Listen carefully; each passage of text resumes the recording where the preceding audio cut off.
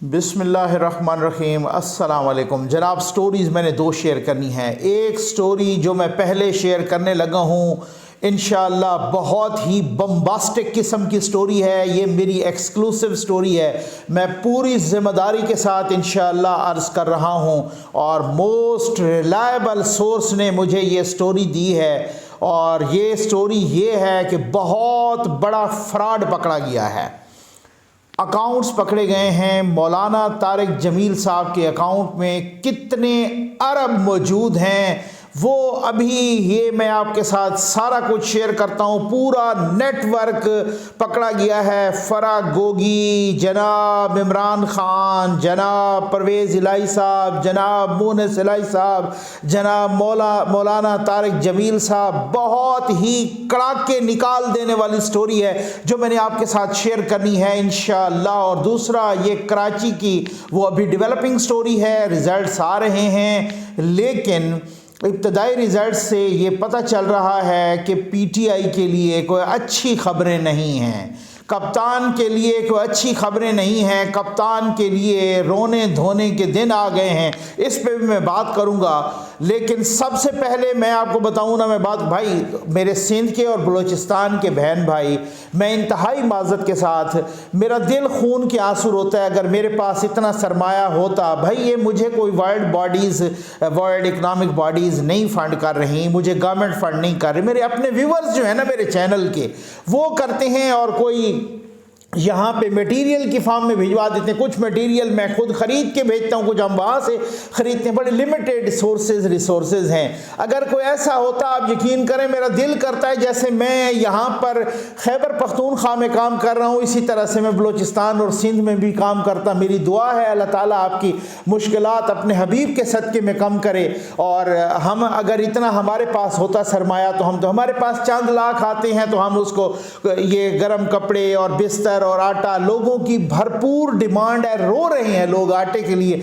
आप यकीन कीजिए कि मैंने वो जो 5 लोग थे उनके लिए भी आपसे रिक्वेस्ट की कि वो घरों के लिए और बाकी आटा जो है ना वो मैंने आज हमारा ग्रैंड ऑपरेशन मुकम्मल हो गया। एक और मैं आपके साथ तफसीलात शेयर करूंगा, उसकी वीडियोस भी शेयर करूंगा। अभी तक मेरी टीम वहाँ पे मसरूफ़ है लेकिन अब इंशाअल्लाह उससे अगले संडे में भी होना है। तो ये आपका तामुन और अल्लाह ताला का करम नवाजी है सबको। आज है जनाब, ये नंबर डिस्प्ले हो रहा है, आज है भाई, आपको बड़ा इंतज़ार होगा। बहुत बड़ा फ्रॉड पकड़ा गया। कुछ रोज़ पहले आपने सुना होगा कि मौलाना तारिक जमील साहब को कनाडा में हार्ट अटैक हुआ। अब कुछ सोर्सेज बता रहे हैं कि वो हार्ट अटैक और कनाडा और ये सारा कुछ और ये जो है ना मतलब वो एक ड्रामा था। और मुबैना तौर पे, चलो मैं एक अपना सहाफ़ती ज़िम्मेदारी अदा करते हुए, वो एक मुबैना ड्रामा था लेकिन मौलाना साहब अभी भी वापस नहीं आए। मामला क्या है भाई? मामला ये है, कहते हैं कि फरा गोगी, ये जनाब परवेज़ इलाही, मुनिस इलाही, मौलाना साहब, कुछ और लोग, जो खुरा खान साहब तक भी मुबैना तौर पे जा रहा है और वो खुरा जो है ना पिंकी पीरनी तक भी जा रहा है। जी हाँ, और भी बहुत इधर उधर खुरे जा रहे हैं। तो ये बहुत बड़ा नेटवर्क है और ये नेटवर्क पकड़ा गया है। और जनाब मैं आपको अभी ज़रा रुकिए, मुझे बैंक के नाम का भी पता है लेकिन अभी वो नहीं बताना, समझ आ गई है ना। मुझे बड़े पक्के सोर्स से, बड़े अंदर के सोर्स से, बड़े धमाकेदार और कड़ाकेदार सोर्स से ये कड़ाकेदार स्टोरी मिली है कि जनाब ये जो मौलाना साहब के फर्जंद अर्जमंद थे वो फरा गोगी गैंग का हिस्सा थे। वहाँ से लुट के वो अपने वालिद गिरामी के अकाउंट्स में जमा कराते रहे। 3 अकाउंट्स इस वक्त मौलाना तारिक जमील साहब के वो सील हो चुके हैं, वो बंद हो चुके हैं और उसमें कितने अरब रुपए हैं आपकी आंखों के ढेले बाहर आ जाएंगे कि कितने अरब रुपए हैं उसमें। मैं आपको बताऊं ना, ये अजब करप्शन की गजब कहानी है, या यूं समझ लें कि गजब करप्शन की अजब कहानी है, ठीक है ना।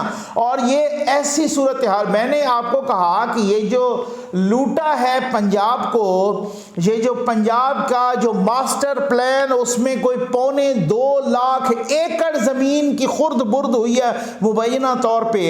ये जो पंजाब असम्बली की नई बिल्डिंग का बनाना और उसमें खुर्द बुर्द मुबैना तौर पे हुई है, उसमें और कितने प्रोजेक्ट्स और कितने जनाब आप जो है ना किस तरीके से वो कमीशन और किकबैक्स ले रहे हैं कि एक एक जगह का कमिश्नर, डीसी, एक एक जगह के वो जो है ना एक एक शहर के एक एक ज़िले को जब तक मुँह ने सिलाई नहीं कहेंगे तब तक कोई टेंडर अप्रूव नहीं होगा। कहीं पे उनका 10%, कहीं पे उनका 20%, कहीं पे उनका 5% मुबैना तौर पे। ये सारी स्टोरियां आप ये सब कुछ अब ऐसे तो नहीं मुँह ने सिलाई नस गए, स्पेन नस गए, उनके ऑलरेडी कारोबार अब पता नहीं वो यूके में हैं या कहाँ हैं, वो फ्रांस गए, फिर यूके गए, फिर क्या हुआ सूरत हाल। ये हुआ क्या, बेसिकली ये हुआ कि जब ये इंक्वायरी शुरू हुई, अब परवेज इलाही साहब के भी, लेकिन मुझे अफसोस ये है कि क्यों इदारे सो रहे थे, क्यों इनको बाहर जाने दिया गया, क्यों किस तरीके से ये बाहर गए, वहां पे इनको हार्ट अटैक भी हो गए और वहां पर ये हॉस्पिटलाइज भी हो गए। और वहां पे वो आपने देखा तो था कि बड़ी बड़ी आके जफ्फियां यूं मार रहे होते थे और बड़े बड़े काम और बड़े बड़े जो है ना बार बार और रो रो के दुआएं और ये सारा कुछ जो सिलसिला हो रहा था, ये क्या था, ये आपके सामने अभी मैं आपके सामने रखने लगा हूं कि 3 अकाउंट्स जो मौलाना साहब के बंद हुए हैं, उन अकाउंट्स में कितने अरब रुपए मौजूद हैं। मैंने आपको कहा आपके रोंगटे खड़े हो जाएंगे कि कितने अरब रुपए मौजूद हैं। जब ये पता चला कि जनाब उन्होंने कहा कि जी अब तो मुझे नोटिस आया है, हाँ ठीक हो गया ना, और उन्होंने बताया, परवेज इलाही साहब को भी बता रहे हैं सोर्सेज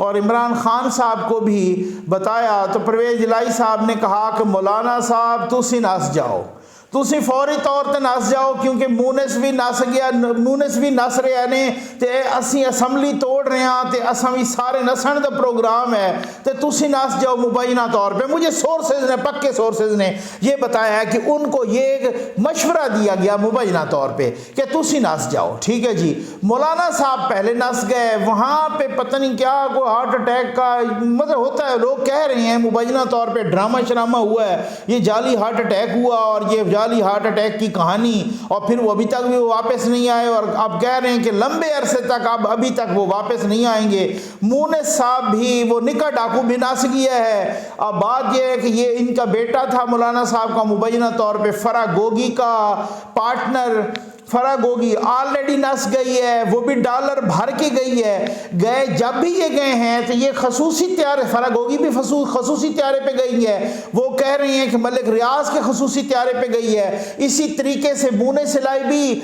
खसूसी त्यारे पे, स्पेशल चार्टर्ड जेट पे, चार्टर्ड त्यारे पे गया है अपने दोस्तों के साथ कि जनाब वो न्यू ईयर नाइट मनाने के लिए जा रहा है। पहले ये कहा गया, अब पता चला है कि वो तो डॉलर भी भर के गया और वो नस गया मुबैना तौर पे, और वापस अभी तक वो निक्का डाकू नहीं आया। अब बड़ा डाकू नसने के प्लान कर रहा था तो अगलों ने रोक लिया, अब बड़ा मसला क्रिएट हो गया है। तो इनका बताया ये जा रहा था कि मौलाना साहब के बेटे, उनका नेक्सस था फराह गोगी के नेटवर्क के साथ, वहीं से लूट लूट के तो वाले साहब के अब्बा जी के अकाउंट में डालते जाओ।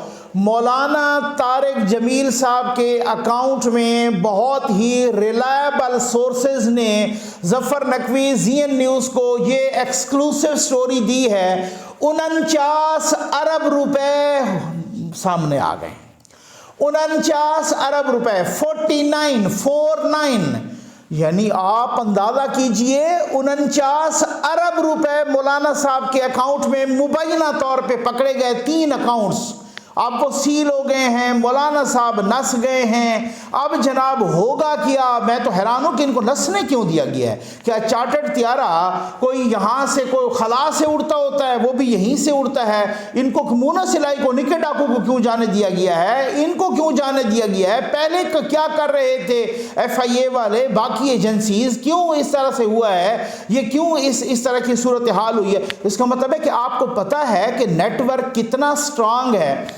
आपको मालूम है कि वहां से मलिक रियाज के 50 अरब रुपए बरतानिया से आए, खान साहब ने उठ के मलिक रियाज की झोली में डाल दिए, तो आपको तो पता है यहाँ तो गेम ही अरबों की है। मैंने चैलेंज किया था, मुझे उस चैलेंज का अभी तक जवाब नहीं मिला। मुझे आप बताएं ज़रा कि कोई यूथिया गाली दिए बगैर बताए पूरी ये जो मलिक रियाज वाले 50 अरब रुपए हैं, ये नवाज शरीफ पे जितना जुर्माना हुआ, जितने इल्ज़ामात लगे, जितना वो एवन फील्ड सबको जमा कर लो, 50 अरब का आधा भी नहीं बनता। ये आपको चैलेंज है, आप हिसाब कर लो, ठीक है ना। 50 अरब का आधा भी नहीं बनता। मलिक रियाज के 50 अरब पकड़ के दिए, कप्तान ने 50 अरब मलिक रियाज की झोली में डाल दिए। कैसे? मलिक रियाज ने सुप्रीम कोर्ट में जमा करवाने थे ना, वो 360 अरब थे या 460 अरब थे, उसी में उन्होंने जमा करवा दिए मलिक रियाज को रिलीफ देने के लिए। अब आप अंदाजा कीजिए, यानी वहां से 50 अरब आए, मलिक रियाज साहब को पर लौटा दिए गए और कैबिनेट में एक लिफाफा दिखाया गया। और आज वो उनके एक्स वजीर भी कह रहे हैं, अपना फैसल वोडा साहब भी, बाकी लोग भी, कि वो कैबिनेट में हम पूछते रहे भाई ये क्या है, बस ये कुछ भी है। तो इसका मतलब है बहुत सारे लोगों ने एतराज़ किया कि अगर खुदा न खास्ता उसमें कोई एटमी राज होते, कोई इस तरह की कोई सूरत हाल होती तो क्यों इस तरह से क्या होता। ये बहुत ज़्यादा मैं समझता हूँ, अल्लाह माफ़ करे, बहुत ही खुदावंद करीम। अब ये एक अल्लाह बहुत बड़ा है भाई, और ये इस तरह की बम्बास्टिक स्टोरी थी, आप तक पहुँचाना लाजमी थी। मैंने कहा कि ये आप तक ज़रूर पहुँचानी चाहिए। अब मुझे उस कराची वाली स्टोरी पे आना है। अब ये बहुत सारी डेवलपिंग स्टोरी है, आ रही है ये स्टोरी, अभी डेवलप हो रही है, अब ये मज़ीद भी होगी। कराची अब इलेक्शन, बल्दियाती इलेक्शंस हो रहे हैं कराची के बल्दियाती इलेक्शंस, उनके रिज़ल्ट्स आ रहे हैं। हैदराबाद के रिज़ल्ट्स आ रहे हैं, बाकी जगहों पे भी कह रहे हैं कि हैदराबाद में तो बहुत पोजीशन क्लियर हो गई है। पीपल्स पार्टी वाले कह रहे हैं हमारे तकरीबन कोई राउंड अबाउट 50% कैंडिडेट्स तो पहले जीत चुके थे बिला मुकाबला, वहाँ तो मेयर हमारा ही होगा। अब यहाँ सईद गनी साहब ने कहा है कि मेयर या हमारा होगा या जमात इस्लामी का होगा। तो सुना यही है कि इनिशियली जो रिज़ल्ट्स आ रहे हैं, जमात इस्लामी भी बहुत अच्छा परफॉर्म कर रही है और पीपल्स पार्टी भी, और कहीं पीटीआई अभी जो रिजल्ट्स आ रहे हैं उसके हिसाब से कहीं तीसरे नंबर पे जा रही है। तो अगर वो एमक्यूएम ने तो वैसे बाइकाट किया हुआ है, तो देखते हैं। ये डेवलपिंग स्टोरी है। मेरी आदत ये है कि जब तक कोई किसी चीज़ की कंफर्मेशन ना हो जाए, अगली वीडियो इसी पे आएगी इंशाअल्लाह। और मैंने आपको बताया था ना कि अब बहुत बुरी खबरें हैं, क्योंकि यो आपने गाजरें खाई हैं तो पीड़ तो उठेगा। जी हाँ, अचानक ही शेख रशीद इमरान खान के बकौल शीदा टल्ली भी चुप कर गया है। उनकी भी बहुत सारी बातें अब सामने आ रही हैं। अब देखें कि होता क्या है। मैंने आपको इससे पिछली वीडियो में बताया था कि पंजाब असम्बली भी तोड़ के खान साहब फंस गए। खान साहब ने बड़ी चालाकी की थी। खान साहब ने कहा था भाई तोड़ के ना उनके स्पीकर आके बैठे कि वो समरी अब भी हम वापस करते हैं, शर्त यह है कि आप हमारे साथ मुज़ाकरात करें, हम इलेक्शन की डेट दें। इन्होंने कहा था हम समरी भिजवाएंगे ना, इनको ब्लैकमेल करेंगे कि अब हम वापस करते हैं, आप हमें इलेक्शन की डेट दें। राना सनाउल्लाह ने कहा है अब वापस नहीं होगी, अब असम्बली टूटेगी, टूट चुकी है। यहाँ से समरी पहुँच चुकी है गवर्नर को, असम्बली टूट गई। ये वज़ीर आला का प्रेरोगेटिव होता है, ये उनका डिस्क्रिशनरी पावर होती है और उन्हीं का अख्तियार होता है कि वो असम्बली को तोड़ दे। उन्होंने भेज दी, बस टूट गई। अब खैर से जो है ना, आप देखिएगा इसी वजह से तजब्जब का शिकार है खैबर पख्तूनख्वा असम्बली। कहा था कि हम साथ ही तोड़ेंगे, कहा था हफ्ते वाले दिन तोड़ेंगे, अभी तक नहीं समरी गई, अभी तक नहीं टूटी। अब लाले पड़ गए हैं भाई यार, ये छुपे तो छुपे किधर, इधर तो बड़े मसाइल पैदा हो गए हैं। उम्मीद है आपको वीडियो पसंद आई होगी। आपका बहुत बहुत शुक्रिया।